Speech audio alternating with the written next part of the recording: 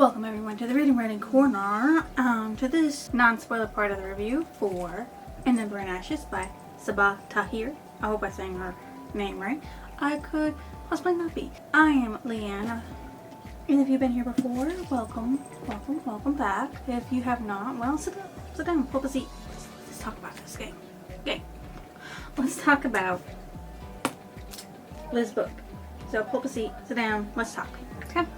This story is part of a series called Ember In The Ashes. Because it's the first name of the book.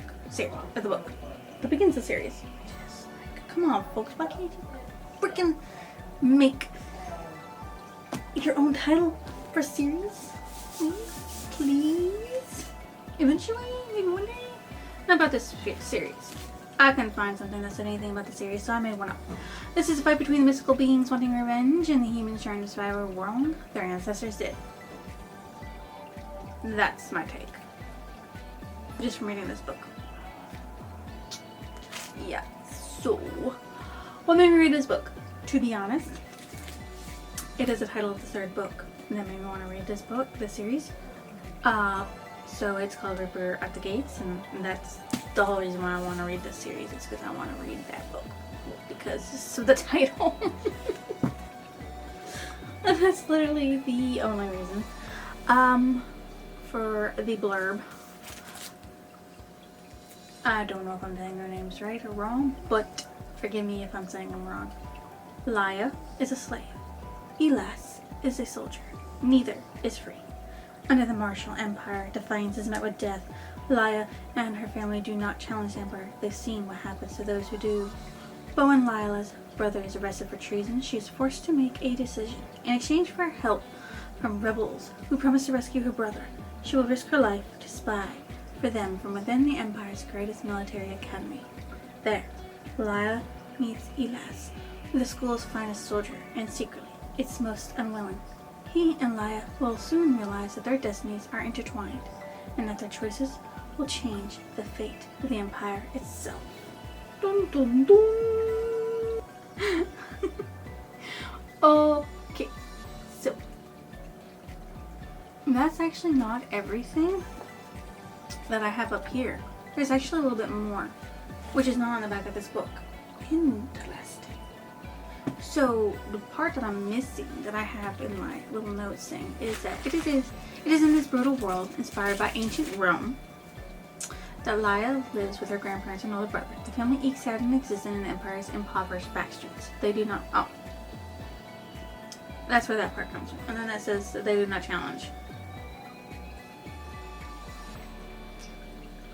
Those who do not vow their blood and bodies to the emperor risk the execution of their loved ones and destructions of all they hold dear. So yeah, that's a little different from what I have on the back. I do like the fact that they have a thing for the academy, Black Cliff Academy, and a map of the world. I think that's pretty cool.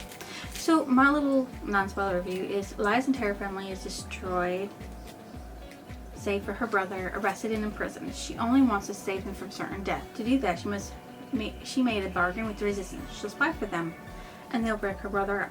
Elas has never wanted to be anything but free to make his own choices, to be free of his family, of the empire, of the life of a soldier. And just when he was about to have that freedom, a choice was placed before him. A choice that if he made wrong, would never grant him the freedom he so desires. That's my little non-spoiler blurb. The setup of the main characters was weird.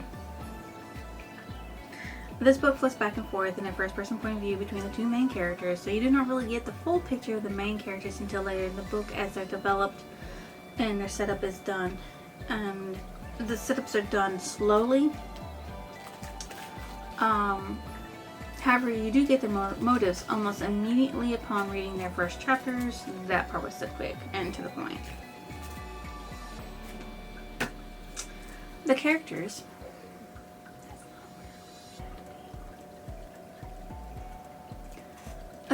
react to the situations they find themselves in with fear, sometimes irrational thinking, and desperation. Then again, I believe the fear and desperation are very much called for in their world. It is cruel and ruthless. Their irrational thinking is warranted as well, because sometimes you just Can't think rationally. This genre is considered to be a young adult fantasy. Did this live up to my expectations? No, it did not. For one, a lot of information is repeated because of the change in the POVs. It's like Sabah Tahir needed the readers to understand that both characters had the same information or did get the information, even if at different times. Lala's always repeating having to save her brother. Elis is always repeating that he wants freedom. I also thought, according to the back of this, because he's the school's finest soldier is what it says. It doesn't state that was the school's finest soldier. Because his chapter starts with him being a student and graduating, and I didn't like that, because I thought he was in school. I thought he was staying in school. I thought this was a little different than what I thought it was, and I thought Lala was a slave to begin with, not that she becomes one. So that's all the spoiler I'm going to give you. If you don't want to read the rest, don't want to know. If you do want to know more, go to the non-spoiler. If you do want to know more, go to the spoiler section of the review. I did not like the plot twist. I did like the plot twist. I did like the plot twist that was put in there. I did like that, and that's what made me keep reading. Because I was going to DNF it about 100 pages in, but I was like, I'll read further. There's got to be something for it. And then bam, something came, and it's like, okay, I'll read the rest of the book to see what happens. And then it's like a cliffhanger. You need to wrap up the resolution and not give a cliffhanger. That'd be nice. Which character did I relate to the most? I suppose Laya, because I love my siblings, even though sometimes I want to strangle them for the things they do. I still love them, even if I don't like them. Which secondary character stood out the most? Izzy, because of the way she pushed past her fear to help Laya. What was more important, the characters or the plot? The meaning of Lila and Elas, and the connection those two made, as well as the plot twist. The rest of it wasn't really important. Not even really the plot of Lila being a spy. That's not very important. It had two voices within the story, and it did not affect my reading, just how I grasped the story, because it was a little hard to follow along. But other than that, it didn't really affect it too much. Should you go and read this story slash series?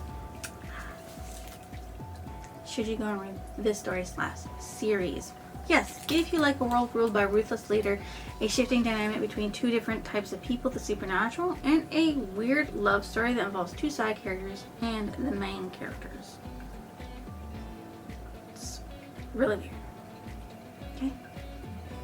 Just weird. Alright? So, if you don't want to be spoiled and you want to leave and go read this book and then come back, you can go ahead and do that. Just leave me a like, a comment, or even a lovely subscription before you go do that. Please.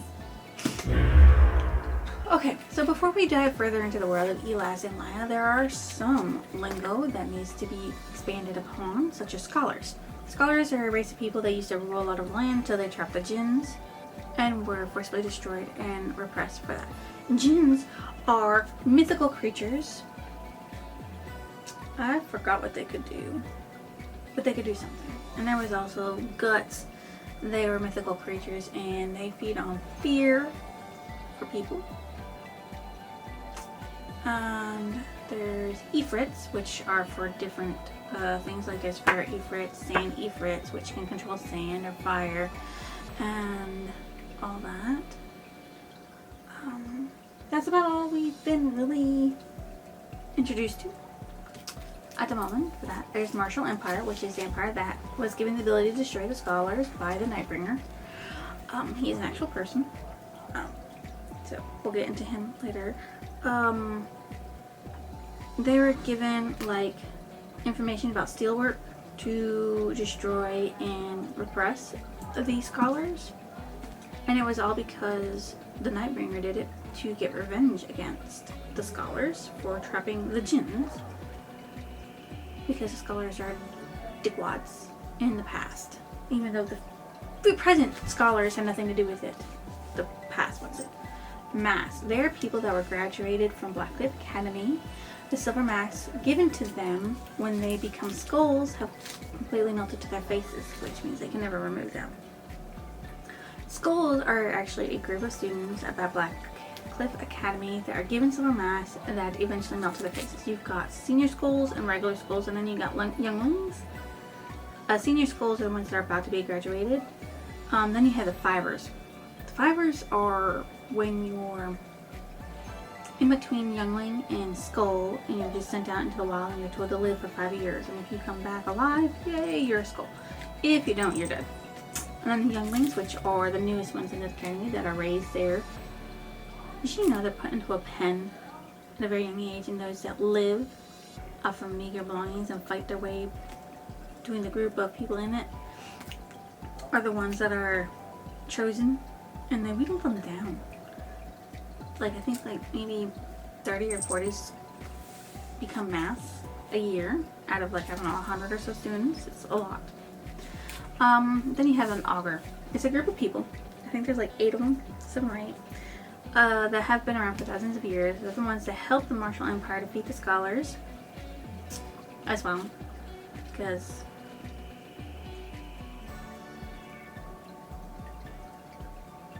or maybe it was just the augurs. And they do control many aspects of the Empire's citizens. They're also the ones who call for what they say the trials in here to pick out a new emperor. Because they knew the previous emperor was going to be slaughtered. And they had to put somebody on, but the person they wanted to be put on was not. But they knew there were several different outcomes. And they're prepared for them. They have the ability to read minds. They cannot be killed. And they can see the future and how it must turn out for the world. I guess that with feelings, more like they can't actually see, but they have feelings and they have knowledge. They have like poems and stuff that tell them what needs to be done and everything. So in this book, you meet the main characters, side characters, important reading characters. So Laia, this one here, Laia, is a scholar and one of the main characters in the book. She became a slave willingly in order to spy on Commandant Carus Victorius in order to learn anything she could about the trials to decide the next emperor. The leader, one of the leaders of the resistance, Mazin, gave it to her. So yeah, she did this in order to have the resistance rescue her brother. She made a deal. While she was there, she was whipped. She was set K carved onto her chest. She was mistreated severely. She was almost killed. She was almost choked to death. She was almost SA'd. There's just a lot.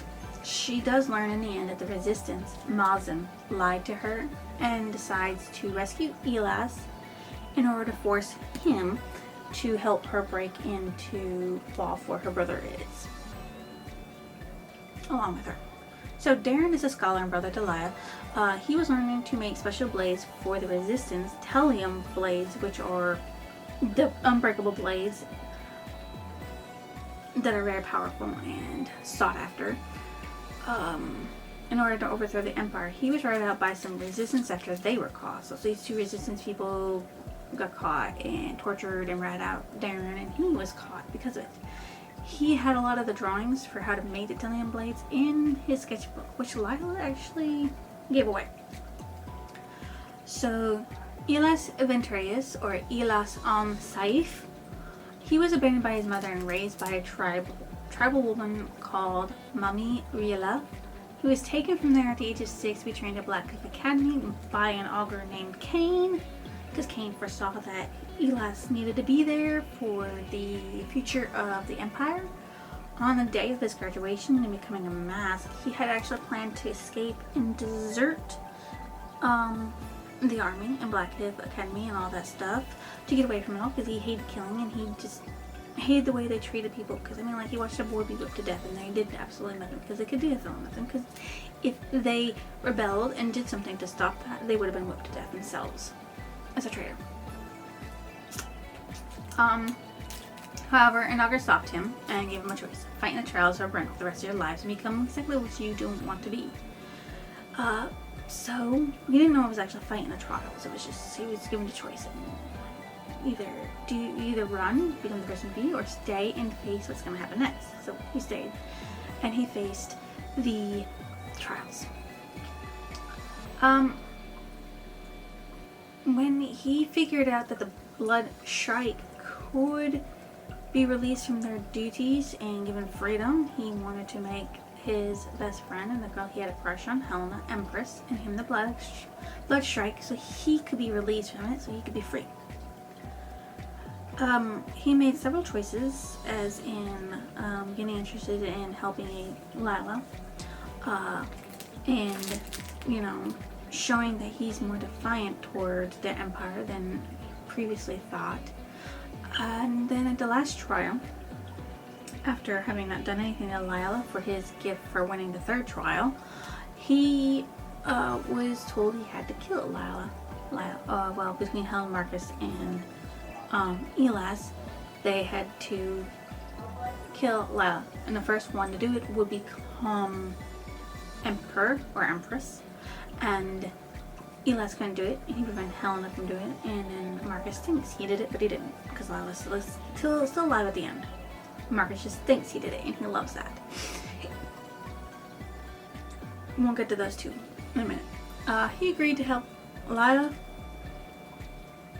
He was sentenced to death because of this, and he was about to be executed when Lila rescued him with the help of someone named Cook. And with the help of Helena, they escaped. He agreed to help Lila free Darren from Quaff prison, hoping this would be his ticket to freedom. Helena Aquilia, she was in love with Ellis, and since she fell in love with him, it made her life difficult, and she made a promise to be the Blood Shrike to the Emperor so long as Elis was guaranteed to live. He couldn't die. She, after she was touched by a sand Ifrit, became able to heal people by singing. She helped Elis live by singing. She helped Lila live by singing. And she helped Elas, his grandfather, and Lila escape Black Cliff Academy and the surrounding areas, so that way they wouldn't be, you know, ixnayed. She becomes the Blood Shrike because she was stopped from being able to kill Lila. And there's that. Marcus Farrar. In the third trial, he actually killed his brother Zacharias in order to win it. So that way he had a closer step to becoming emperor. He believes he killed Lila, like I said, and he is named emperor by the augurs. It was actually a female augur that took the blow for Lila, but they made it look like she died because, you know, they can't die. He had actually threatened to essay Helena towards the beginning of the book, and even when he became emperor. He's a cruel, sadistic man. Commandant Cyrus Venturius helped him through three of the 4 trials, including helping his brother, telling them stuff that they shouldn't have known. Sana was leader of a faction in the resistance, wanted to help Lila out because of her parents that created the resistance. Keenan, a resistance raised by Lila's parents within the resistance, not outside of it, because Lila was raised outside by her parents, and when her parents were with resistance, they were raising Keenan to be a warrior for the resistance. He wanted to help Lila rescue her brother, and towards the end, he was like, here's some acid that will melt the chains for the slave mark, and I have a boat arranged that will take you to some place to keep you safe. And it was his way of helping her escape Blackcliff and her slavery, with promises to help her rescue her brother. I wonder how disappointed he's going to be when somebody else, called Izzy, shows up. Commandant Various Venturius, you learn, is mother to Elias. She didn't care for him, wanted to kill him. She abused and disfigured her slaves, even killed them. even drove them to death themselves. And she didn't care about anything. I think she wants to become Empress herself. I think that's what she wants. She wants to be in control. She aligned herself with the Nightbringer to bring down the scholars. And I guess the Nightbringer agreed to help her become Empress or something like that. I don't know. You don't really know the full details on that. The deal between the two of them. Augur came. He made a promise to Helena that Elas would live if she became blood strike to the next emperor. He also told Elas of what awaits him if he deserted or not and stayed for what was going to happen next. He was also the one who took Lya to Elas Dorn after the third trial as a reward and chose Lya to be killed. But he did not allow her to be killed in the last trial. Augurs can read minds, so he, for the most part, can read minds. But there are actually ways to prevent it. You don't learn about that until later.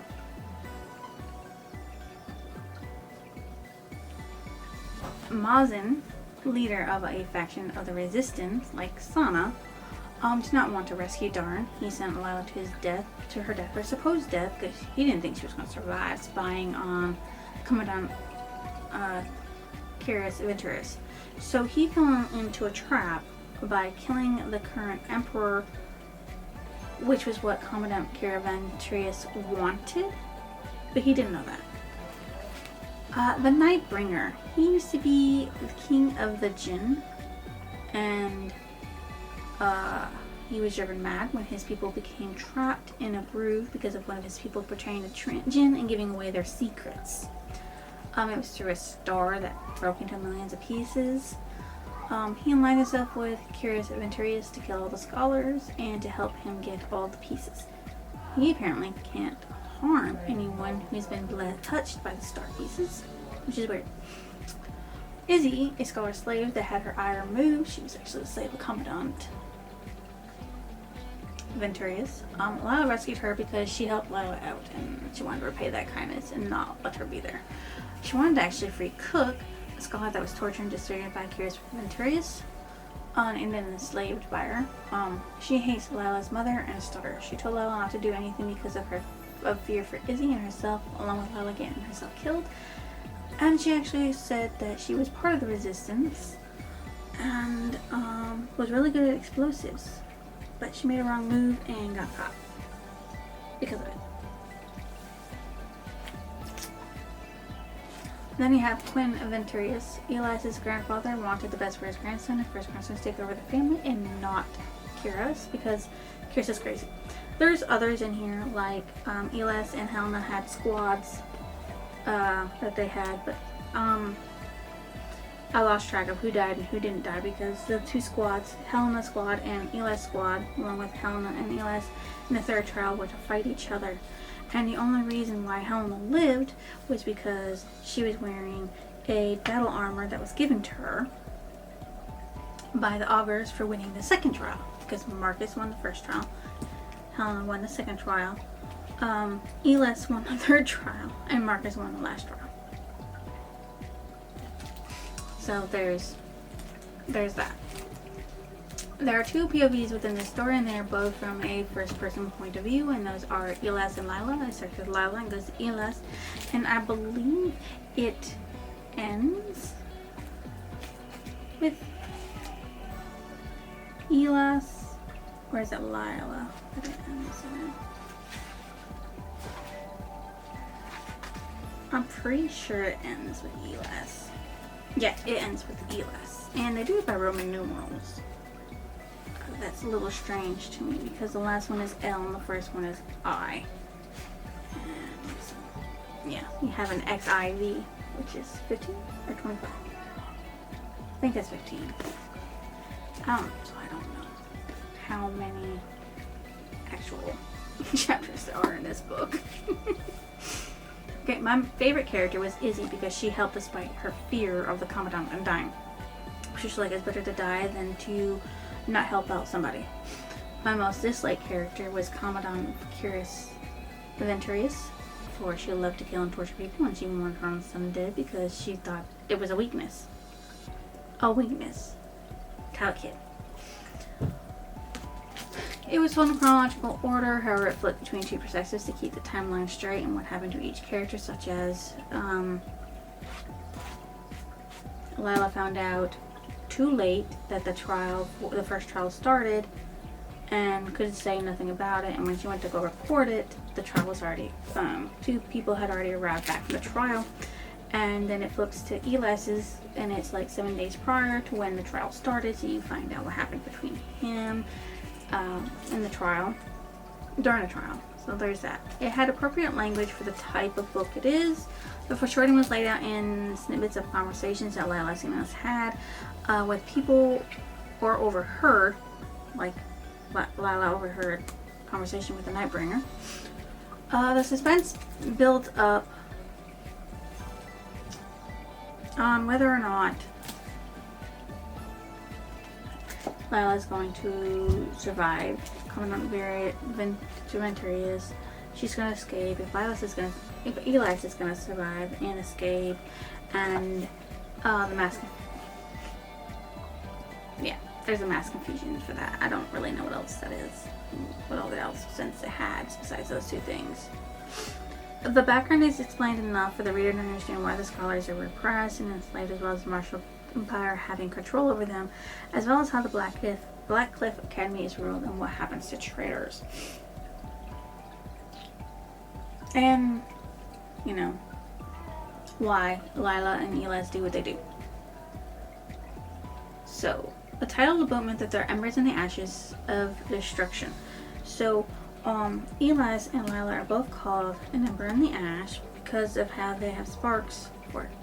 Elias because he wants to, he'd rather tear down the whole entire world, the whole entire empire, because of the way they are, and Lila just wants to put right to wrong. The cover of the book shows Lila standing tall with Elias in front of her protecting her with a blade, with one of his blades, because he's got two tone blades that was gifted to him by his grandfather. What stood out with Marvel was the plot. Both Elias and Lila want the same thing, to be free from the Empire and its oppression, and to just live their lives. My favorite passage from the story is that the Blood Strike can resign, but only if the Emperor agrees to release him from service. I'm not supposed to win the trials. Helena is, because if she wins, and I become Blood Strike, then she can set me free. My favorite quote, "Look at us," he says, scholar, slave, and mask. Each trying to persuade the other that they're not evil. The Ockers do have a sense of humor, don't they? Elias says that to Lila when Lila is shoved in and locked into Elias's bedroom because it's his prize for winning the third trial. Because he had the most squad members survive. Woo! What I thought about the end of the book, it did not have a resolution because they were escaping. But there was no guarantee that they were going to escape. Or anything. And it makes me want to read the next one to see what happens. Although, with the way it's going, may DNF it, and may not. We'll see whether or not it picks up and becomes more interesting in the next book. Or if it's just something that I'm not going to really enjoy, because I was contemplating it from 100 chapters onward whether or not I should DNF this, because it was not gripping me the way a lot of other books do. What book did it remind me of? It did not remind me of any book that I've read so far. I guess if I really think about it, I'd say Grim Reaper End of Days, only because of the way it flips back and forth between point of views. Even though this one only has two, and Grim Reaper's had like a massive amount of them, it was still flippy floppy through them. This book, as you know, is part of a series called An Ember in the Ashes. And it has 4 books within this. And when I say Grim Reapers, I mean End of Days, I mean by Steve Alton. So I rate this a 3 because it was not exactly what I thought it was going to be, but it was still good. So if you think that's ever like, I'm going to link the description, drop it down below. I'll see you next illusion.